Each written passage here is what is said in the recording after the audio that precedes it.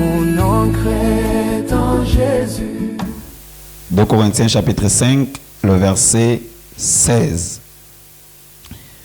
Ainsi, dès maintenant, nous ne connaissons personne selon la chair. Et si nous avons connu Christ selon la chair, maintenant nous ne le connaissons plus de cette manière. Si quelqu'un est en Christ, il est une nouvelle créature. Les choses anciennes sont passées. Voici, toutes choses sont devenues nouvelles. Et tout cela vient de Dieu qui nous a réconciliés avec lui par Christ et qui nous a donné le ministère de la réconciliation. Car Dieu est en Christ, réconciliant le monde avec lui-même en n'imputant point aux hommes leurs offenses, et il a mis en nous la parole de la réconciliation. Que le Seigneur bénisse encore sa parole et chacun de nous. Nous nous asseyons.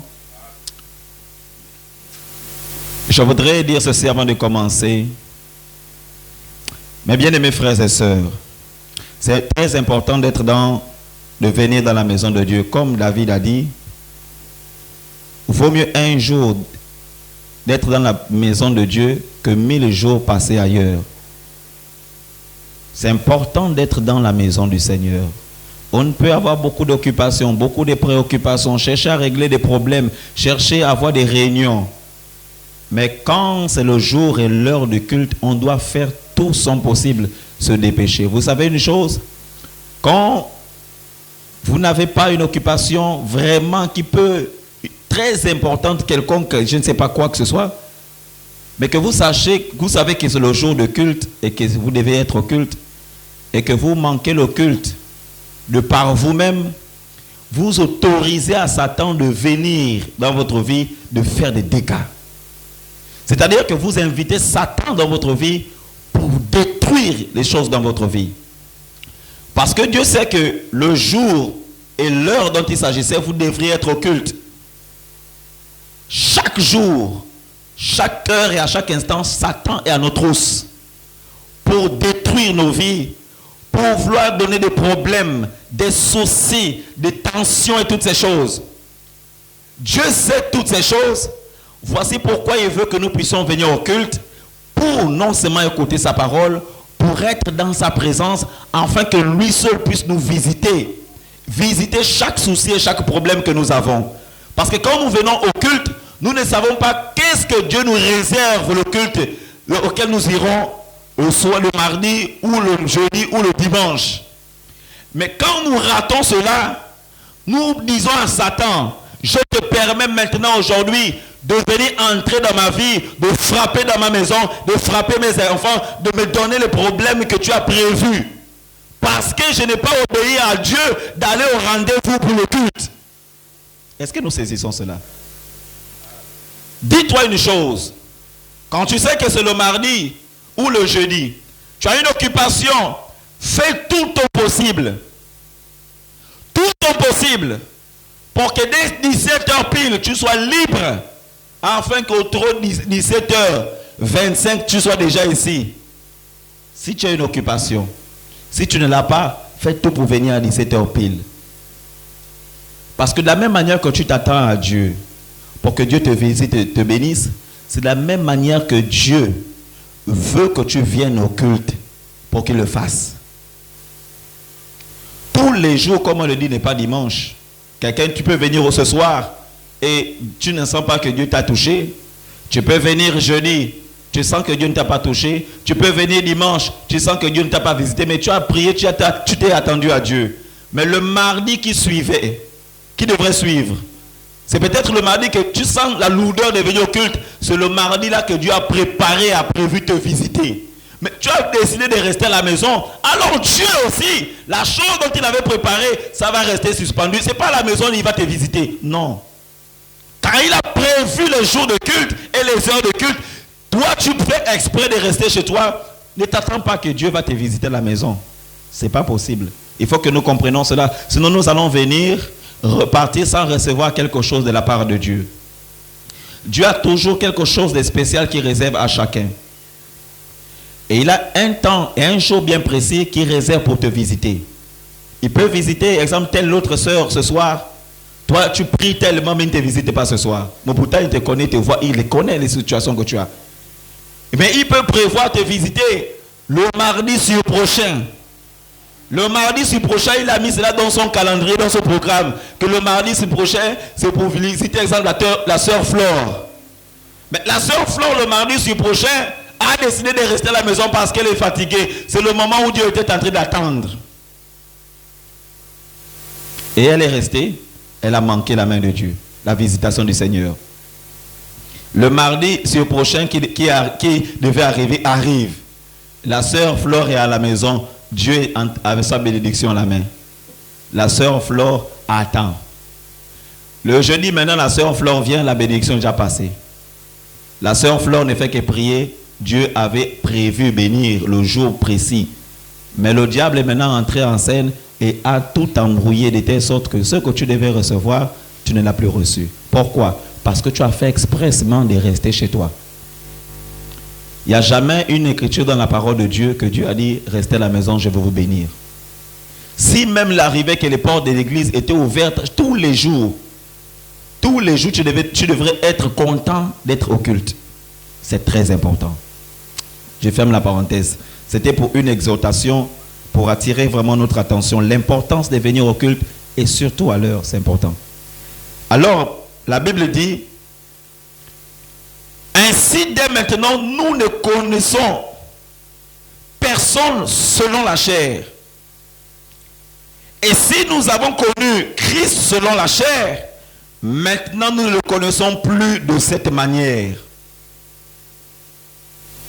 Si quelqu'un est en Christ, il est une nouvelle créature. Le petit sujet que je peux donner ce soir, c'est être une nouvelle créature en Christ. Si quelqu'un est en Christ, il est une nouvelle créature. Donc c'est un chrétien. Le mot chrétien sort du nom de Christ. Un chrétien est censé être la personne qui appartient à Christ. Si quelqu'un est en Christ, il est une nouvelle créature. C'est une obligation obligatoire. Il est une nouvelle créature. En d'autres termes, il a une nouvelle vie. Avant que nous acceptions le Seigneur, nous avions la vie du monde, conduit par l'esprit du monde, possédé par l'esprit du monde, appartenant au monde, parlant comme le monde, vivant comme le monde et s'habillant comme le monde. Parce que nous n'appartenons point à Christ. Maintenant, quand nous avons écouté la parole de Dieu, nous avions décidé de pouvoir accepter Jésus-Christ. Ça veut dire que quand j'ai décidé d'accepter Jésus-Christ comme mon Seigneur Sauveur, j'ai pris l'engagement de suivre maintenant le Seigneur. Que ma vie appartient à Dieu, ma vie n'appartient plus à Satan. Et le diable écoute ta confession de ta bouche. Il voit la décision que tu as prise de suivre la lumière et de quitter les ténèbres. Il sait ça. Cependant, quand tu prends la décision de le suivre, le Seigneur, tu dois bien suivre le Seigneur. Tu dois suivre le Seigneur de tout ton cœur. Tu dois le suivre de telle sorte que Satan n'a plus de droit dans ta vie. C'est-à-dire qu'il n'a plus quelque chose à dire qu'il appartient dans ta vie. Quand tu as tourné le dos au diable, au monde, et décidé de suivre Jésus-Christ, quand Satan va entrer maintenant pour dire qu'il veut te visiter, il ne faut pas qu'il retrouve quelque chose l'appartenant dans ta vie. Parce que s'il voit que tu as décidé de suivre le Seigneur Jésus, chose qui est son ennemi, la lumière est l'ennemi des ténèbres. Tu as décidé de suivre la lumière, de quitter les ténèbres, de quitter le monde, de quitter tout ce qui appartient au monde de Satan. Quand Satan va regarder cela, il va te regarder. Il va chercher à s'assurer que j'espère que la personne là aussi a abandonné ce qui m'appartient. Parce que si la personne n'a pas abandonné, je vais attraper la personne là. La personne là sera toujours mon esclave. Et Dieu ne pourra rien faire Parce que Dieu sait que tu n'as pas décidé de tout ton cœur de le suivre et de laisser les choses du diable, les choses du monde. Parce qu'il y a des personnes, elles ont décidé d'accepter le Seigneur, de le suivre avec un pas. Pour dire, j'essaie d'abord, l'autre pied est en arrière. J'essaie d'abord de tenter le chemin de Christ, mais l'autre pied est en arrière. Quand tu mets le pied en arrière, ça veut dire quoi? Les sœurs avec lesquelles, ou les amis et connaissances avec lesquelles j'avais l'habitude de pouvoir boire le vin, aller dans le monde, écouter les chansons du monde, aller dans le ngonze. Ça, j'ai du mal à pouvoir me détacher de ça. Je vais à l'église avec un pas, mais l'autre pas d'abord reste là-bas parce que, bon, on ne sait jamais. Et puis Dieu n'est pas contre ça, Dieu est au-dessus de tout le monde. Dieu n'est pas forcément contre ça. On a aussi les ancêtres. On a aussi les dieux de nos ancêtres. On ne doit pas abandonner ça, on n'est pas capable de l'église. Oui, mais on a le Dieu de nos ancêtres. Mais quand Satan voit ça, il sait que tu n'as pas décidé de suivre le Seigneur. Il sait que tu l'appartiens. Même le pied que tu as décidé de mettre devant là, ça n'appartient pas à Dieu, ça l'appartient totalement. Et Dieu sait ça. Il y a des gens, un dimanche, il est à l'église, il va louer le Seigneur, montrant qu'il aime Dieu, qu'il est chrétien ou chrétienne. Le samedi, la personne de l'ongonze est en train de pouvoir chauffer l'ongonze. Quand le dimanche matin sonne, faites tout pour enlever le kaolé, tout cela, le truc blanc là, la peinture là. Après, porte la robe ou le costume de l'église pour aller à l'église. Le diable sait que tu l'as adoré. Le samedi, tu te retrouves dans les bars en train de boire. Le diable sait que tu as fait ce qu'il veut. Tu l'appartiens toujours. En d'autres termes, l'agent ténébreux qu'il avait mandaté de pouvoir détruire ta vie, il sera toujours là. On peut venir, on va le chasser. Les petits qui l'accompagnent peuvent partir, mais lui, il est toujours là. Parce qu'il sait que la personne n'a pas encore décidé de pouvoir m'abandonner. Donc, je reste là. Ce manque d'autorisation d'être là. Parce qu'il n'a pas encore abandonné ma vie. Donc, il est là. Il se plaît être là.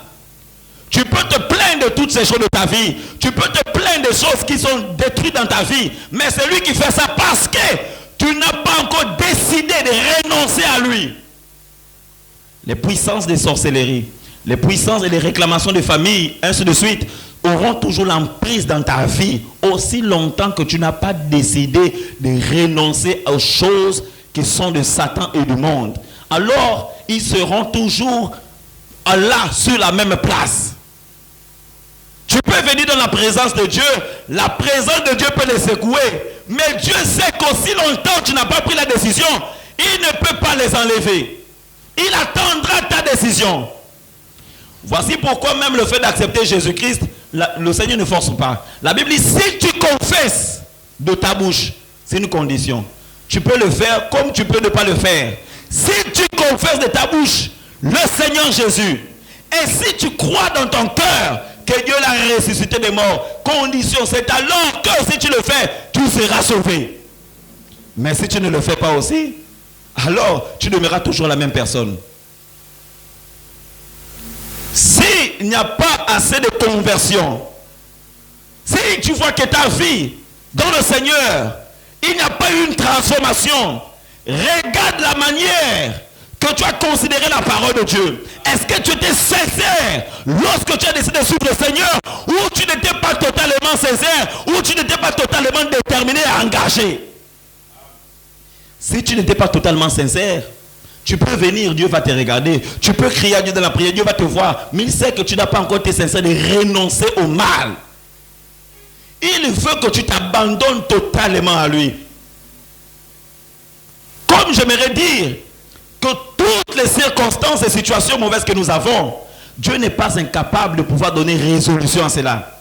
Il n'est pas incapable de chasser de nos vies toutes choses qui nous gênent, toutes choses qui nous causent des blocages, des perturbations. Jésus n'est pas incapable. Mais la chose qui l'empêche de pouvoir intervenir dans le fond, c'est quand il arrive que ton cœur n'a pas été totalement déterminé à suivre le Seigneur. Tu vas remarquer qu'après un certain moment, tu auras des problèmes dans ta marche. Tu vas remarquer que les mêmes choses qui te poursuivraient au préalable, les mêmes esprits auxquels tu étais confronté avant, ce sont les mêmes esprits qui continuent à lutter dans ta vie. Malgré que tu as décidé de suivre le Seigneur et que tu viens à l'église, les mêmes esprits continuent à dominer dans ta vie. Pourquoi? La même chose, parce que tu n'as pas décidé de tout ton cœur de renoncer. Quand tu as rencontré la parole de Dieu, tu as décidé de suivre le Seigneur. Il y a des fréquentations qui ne glorifient pas le Seigneur, dont tu dois abandonner. Cette fréquentation-là ne te parleront jamais de Jésus, ne te diront jamais va à l'église. Ils vont te dire, oh, tu vas à l'église, oh, vos églises d'aujourd'hui là. Non, viens là-bas, on va aller un peu, il y a le bar de notre soeur là, on va aller un peu boire là-bas, on va lui faire la recette. Toi, tu vas partir. Mais ces personnes ne te diront jamais, va au culte parce que c'est pour ton bien. C'est pour le salut de ton âme, parce que tu dois le ciel. Elles ne te diront pas cela. Tu dois comprendre une chose, je suis chrétien ou chrétienne. J'ai décidé de suivre le Seigneur. Donc je dois couper aux mauvaises voies, aux mauvaises fréquentations. Je dois abandonner cela pour me donner totalement à Dieu. Quand Dieu voit cette décision ferme, Dieu ne peut qu'entrer, intervenir dans ta vie et briser la main des ténèbres qui agissent dans ta vie, détruire la main de sorcellerie qui empoisonne ta vie. Parce que même les ténèbres sauront que la ville là où celui-là a décidé de nous abandonner. Ils savent ça dans leur monde. Quand nous venez ici, on prie pour vous. Que ces esprits-là se manifestent. Même si c'était quelqu'un qui jouait avec ta vie, qui avait décidé de détruire ta vie, même s'il se trouve à Chibanga ou à Ouliem, au fin fond des villages, pendant que nous prions ici, là-bas la personne a sent les dégâts. Pourquoi? Parce que les choses que la personne avait mis en toi, c'est relié à lui. Donc il contrôle ta vie par ce lien-là. C'est un esprit des ténèbres qui contrôle. Alors, quand il voit que son monde, son royaume établi en toi est dérangé, là-bas il est aussi dérangé. Il y a des délivrances souvent qu'on a vues. On prie pour la personne est en train de manifester. Pendant que la personne manifeste, de l'autre côté là-bas au village, le sorcier là-bas, il est aussi dérangé, il est secoué. Le matin très tôt, il appelle.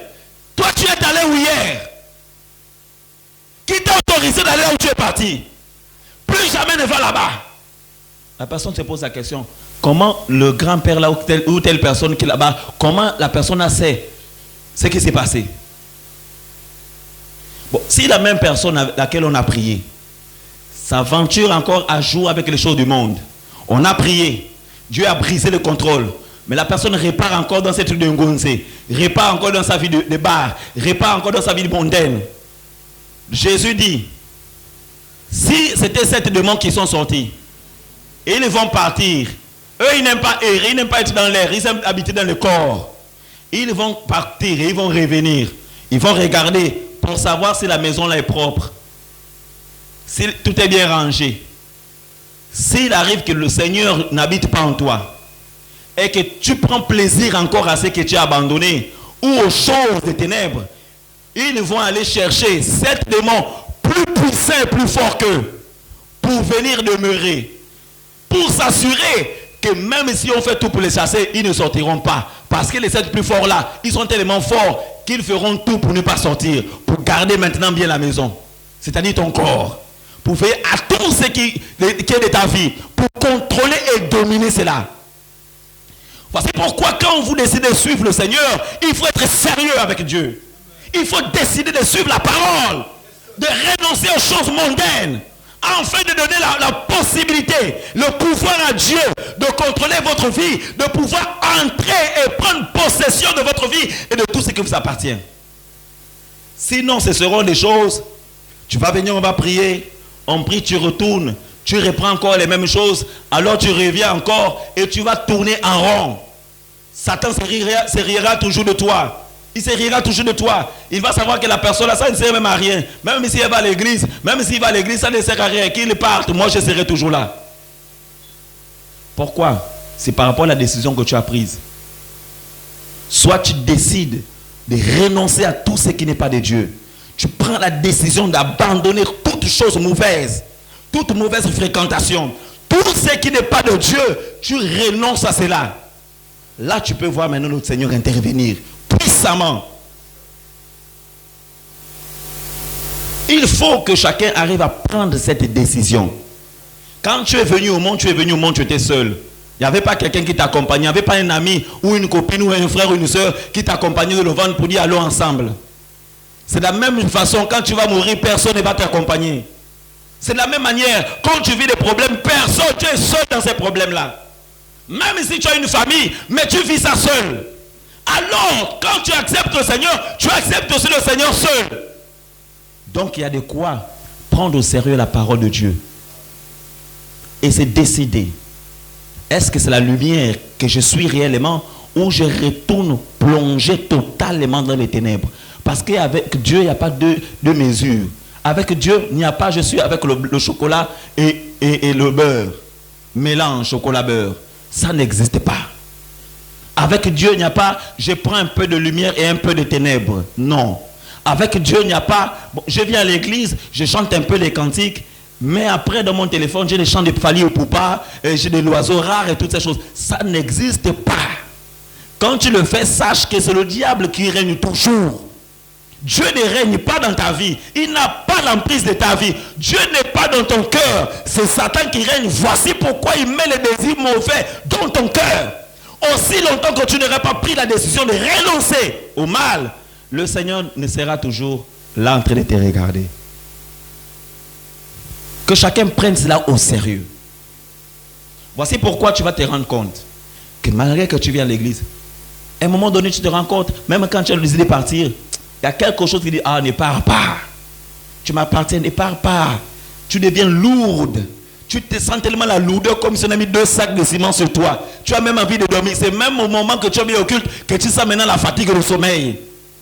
Parce qu'ils sont là, ils sont en train de régner. Ils ont pris possession pour ne pas te lâcher. C'est prendre des décisions, de dire, il est temps que tu sortes de ma vie. Je renonce totalement à toi. Je renonce à la vie mondaine. Je renonce à toi, Satan. Je renonce à tout ce qui est des ténèbres. J'ai décidé de suivre le Seigneur Jésus-Christ. Je veux que mon cœur puisse l'appartenir. Je veux qu'il rentre dans mon cœur, il prenne possession de mon cœur. Je dois sentir l'amour d'aller à l'église, l'amour de pouvoir prier. C'est ce qui fait souvent que, quand on dit qu'il faut venir à la prière, les gens sentent que la prière, c'est comme si c'était leurs ennemis. Comme si on dit qu'il faut venir rencontrer Satan. Et puis le jour de prière là, non, là-bas on a dit qu'on doit aller rencontrer Satan. Donc aujourd'hui là, je ne pars pas. Je vais rencontrer Jésus le dimanche seulement. J'attends dimanche. C'est là dimanche que Jésus est là. Mais pas les autres jours. Donc les autres jours là, c'est Satan. Je ne pars pas. Comment ton cœur peut noircir lorsqu'on parle de venir à la prière? Surtout le culte du soir. C'est pas possible. C'est le culte du soir que ton cœur doit vibrer pour venir prier. Parce que Jésus, s'il réside en toi, il doit avoir un désir de pouvoir prier. Quand tu es même affaibli, tu dis non, je ne sens plus ma vie de prière. Je ne sens plus que je ne sens plus vraiment la force de la prière. Il faut que j'aille à l'église. Il faut que j'aille parce qu'il faut que je prie ce soir. Amen. Il faut que je prie ce soir pour que cet esprit qui m'empêche de prier lâche ma vie. Tu sens que tu as trop de soucis, tu as trop de problèmes qui te perturbent, t'empêchent même de lire la Bible, t'empêchent de prier. Il faut que j'aille à l'église, que ces choses me libèrent. Parce que mon Dieu est tout puissant. Il faut qu'il conduise ma vie, qu'il prenne le contrôle de ma vie, qu'il me dirige. Ce soir, tu dois dire à tout esprit qui contrôle, qui veut détruire ta vie, qui veut te dominer, qui veut t'empêcher de suivre le Seigneur, à tout mauvais désir, tu vas descendre dans la prière, tu vas les ordonner en disant que lâchez ma vie. Mon cœur appartient à Jésus dès ce soir. Je prends la décision de suivre le Seigneur de tout mon cœur. Je ne veux plus obéir à toi, Satan. Satan, je refuse de t'obéir. Ton temps est fini dans ma vie. Je décide de suivre le Seigneur de tout mon cœur. Je veux que ma vie change. Trop, ça n'est trop. Trop, ça n'est de trop. Je t'ai suivi longtemps. Je t'ai obéi depuis longtemps. J'ai bu le vin, j'ai fréquenté les mauvaises personnes. Ça m'a donné quoi? Rien. Ça n'a fait que détruire ma vie. La parole n'agit pas dans ma vie parce que j'ai pris position pour toi. Parce que j'ai pris désir à toi. Je ne veux plus de toi dans ma vie. Je te refuse aujourd'hui. Quand tu vas parler, Satan va t'écouter. Les esprits là vont t'écouter. Mais on ne trompe pas aussi les esprits. Parce que quand tu vas déclarer ça, ils vont t'écouter. Ils vont dire, ah bon, tu veux maintenant nous abandonner. Tu veux déclarer la guerre. On va voir. Maintenant, la chose à faire, quand tu déclares ça, il faut qu'après avoir déclaré ça, c'est-à-dire que ton cœur en déclarant ça soit vraiment sincère. Parce que Dieu voit la sincérité de ton cœur. Et quand ton cœur est sincère, aucun démon ne pourra faire quoi que ce soit de mal contre toi. Quand tu vas sortir d'ici pour dire tu vas à la maison, ce qui a été dit au culte pendant la parole, ce qui a été dit de renoncer aux mauvaises fréquentations, tu dois commencer à prendre la résolution. J'ai le contact de tel. Il m'ennuie trop dans ma vie. Quand je suis avec ces personnes-là, c'est tout ce qui ne concerne pas le Jésus dans lequel on est. C'est-à-dire que quand on est ensemble, nos conversations, c'est des choses qui ne plaisent pas au Seigneur. Soit je supprime même leur contact. Parce qu'ils sont inutiles dans ma vie. Ils détruisent ma vie par de mauvaises conversations. Après, ils vont m'appeler pour me dire qu'allons, on va un peu fêter quelque chose ou quoi que ce soit. Je suis fatigué de ça. Jusqu'à quand le diable va-t-il mener en prise dans ma vie? Jusqu'à quand il va détruire et dominer ma vie? Trop, c'est trop. Il faut qu'il lâche. Tu dois ordonner, tu dois prendre la décision. Ce n'est pas moi qui va venir, qui va prier pour toi pour prendre la décision à ta place. Ou pour dire à démon que démon, à partir d'aujourd'hui, elle a dit qu'elle ne veut plus t'appartenir, alors lâche-la. Même si je le dis, le démon va dire, c'est toi qui le dis, mais elle n'a pas pris la décision, donc je suis là. Fais tout ce que tu peux faire. Il y a des esprits souvent qui ont souvent dit, les mots même rient, fais tout ce que tu peux faire, moi je suis là, je ne sors pas. Mais comment l'esprit va avoir le courage devant la présence de Dieu pour dire je ne sors pas? Parce que l'esprit là sait que la personne là encore n'a pas décidé de ne pas m'abandonner. Il y a des personnes pour qui on prie ici. La personne est consciente de sa mauvaise vie, est consciente qu'elle fait des choses mauvaises, mais renonce pas à ça. Mais on prie pour la personne. On prie aujourd'hui, demain on prie, après-demain on prie. Mais la personne assise dans les mauvaises choses. Les mêmes esprits sont là. Ne lâche pas. Pourquoi? Parce que les esprits là savent que même si tu pries là, tu vas te fatiguer. Quand on va partir là, on sera toujours dans les mêmes choses. La nuit, on va se visiter, on sera toujours ensemble, on va parler ensemble, on va manger ensemble. La personne là aussi, longtemps que la personne n'a pas avoué ça. Quand tu vois que tu fais des rêves ou des songes, tu vois que toi tu sors en vampire, toi tu t'envoles, ou tu manges, tu bois, tu fais des rêves bizarres. Tu dois confesser ces choses et renoncer à ça. Parce que quand tu prends plaisir seulement à ça, pour toi ça ne te dit plus rien. Tu vois ça comme c'est devenu tes amis ou ta famille. Ce n'est pas normal. Ça va rester là, ça va rester là. Ça va empoisonner ta vie. Je ne comprends pas comment il y a des personnes ont pris. Tu vois comment les esprits se manifestent. Tu pars, tu deviens plus occulte. C'est que tu es conscient de ce que tu as en train de faire. Je vais parler encore. C'est tellement c'est l'Esprit de Dieu qui est en train de me conduire comme ça. Parce qu'il veut libérer totalement. Il veut libérer ses enfants. Mais à d'autres qui ne veulent pas être libérés, qui veulent être assis dans ces choses-là. Ne pensez pas que quand on vient prier pour les personnes ici, il y a des choses qu'on ne connaît pas, qu'on ne voit pas. Non, il y a des choses, mais seulement qu'on ne veut pas parler pour parler. Voilà, il faut être décisif. Je ne peux plus marcher avec toi. Je ne veux plus de toi. Toute mauvaise voie qui n'appartient pas à Dieu, je dois renoncer à ça. Abandonner ça. Et voir maintenant le Seigneur entrer dans ma vie et me transformer totalement. Et quand tu prends la décision là, je te dis la vérité. À part si la parole de Dieu est menteuse. Mais si la parole de Dieu est vérité, je te dis cette vérité. Si tu prends la décision de couper, renoncer avec les mauvaises voies, je te dis, tu n'attendras même pas 2 semaines pour voir les choses commencer à être transformées dans ta vie. De renoncer des mauvaises fréquentations, les mauvaises choses. Si tu vois des choses mystiques qui t'apparaissent toujours, que tu sens que c'est difficile à pouvoir parler, confesse. Viens voir l'homme de Dieu. Dis-lui, homme de Dieu, voici des choses que je vois. Mais ça paraît tout le temps maintenant. Je suis fatigué de ça. Je veux abandonner ça. Quand tu confesses, ces esprits-là savent que c'est fini. La personne là nous a dévoilé. Donc là maintenant, il a décidé de pouvoir renoncer à nous. Quand on va commencer, dès qu'on commence la prière, ils vont vite partir. Pourquoi? Ils savent que la personne a pris la décision. Nous a déjà vendu. C'est fini. C'est fini. La délivrance est facile. C'est nous qui la compliquons. C'est nous qui la compliquons. Il n'y a pas de choses auxquelles Dieu ne peut pas le faire. Dieu n'est pas incapable. Il est tout puissant et il est capable de te sortir de cette situation. Il est capable. Si tu es conscient de quelque chose, il faut renoncer à cela. Il faut confesser ça devant le Seigneur. Et dire, je ne veux plus appartenir à ça. Je ne veux plus. C'est terminé. Et quand tu dis c'est terminé, y compris pour toi sa part, viens au culte pour que ta délivrance soit assurée et tu gardes ta délivrance. Parce que si tu ne viens plus au culte, tu peux perdre ta délivrance. Quand tu vois comment certaines choses commencent à pouvoir changer dans ta vie, tu restes à la maison. C'est-à-dire que tu as dit encore, venez, revenez encore. Je ne suis plus fatigué. Je vous ai seulement fait un petit exprès, revenez encore. La maison n'appartient pas à Dieu. La maison n'est pas pour toi. On a une seule maison, c'est le royaume des cieux. C'est dans la présence de Dieu, c'est là notre maison. Notre corps a seulement besoin d'un endroit où s'abriter. Mais notre véritable maison n'est pas les endroits où nous habitons là. Donc quand il y a le culte, tu dois être content de venir dans la présence de Dieu. Amen. Amen. Que le Seigneur nous bénisse tous. Je veux que ce soir tu pries vraiment de tout ton cœur.